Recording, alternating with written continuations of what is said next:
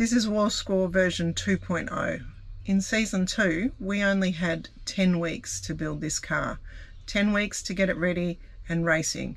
That meant 10 weeks to redo the suspension, 10 weeks to fix rust, 10 weeks to do interior, repaint certain parts of the vehicle, and also 10 weeks to completely custom build this original 316 motor. We stroked it to 336 cubes, we put a blower on top of it, but we had zero testing time. We were literally putting the guards onto this vehicle the night before we were racing, and we were running it in on the track.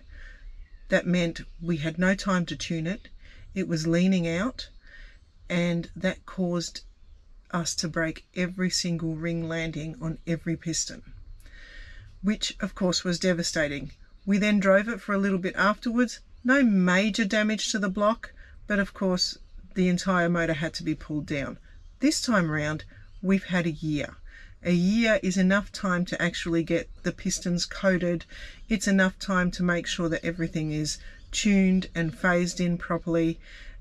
And after we've run it in, because the first time we didn't even get time to run it in, we were literally racing the day after we got this running.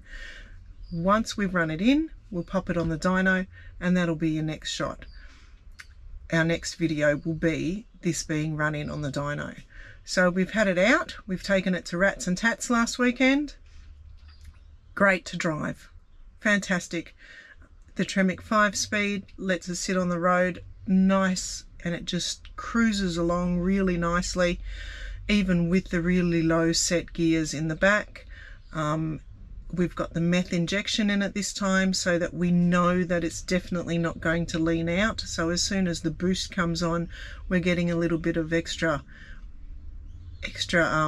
meth going straight into the intake manifold, and that also allows it to cool and keep everything cooler there as well.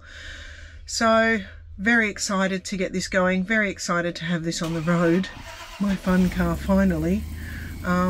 So we'll see you out there cruising, and in the next video we'll see how well this does, and I'm really interested to see what the torque figures on this Pontiac are. Not so much about the horsepower, was never about that, but I want to see how much torque I can push out of this. So I know it's pushing some good torque because of the damage it did to the diff. It twisted the diff shackles around the tubes and twisted the tubes when we did get a good stab at it on the track after the first build, and Shane's had to strengthen all of that. So this is a Pontiac 9 3/4 diff, so for me to be able to bend it, that's some serious torque. So I'm really interested to see what it'll make.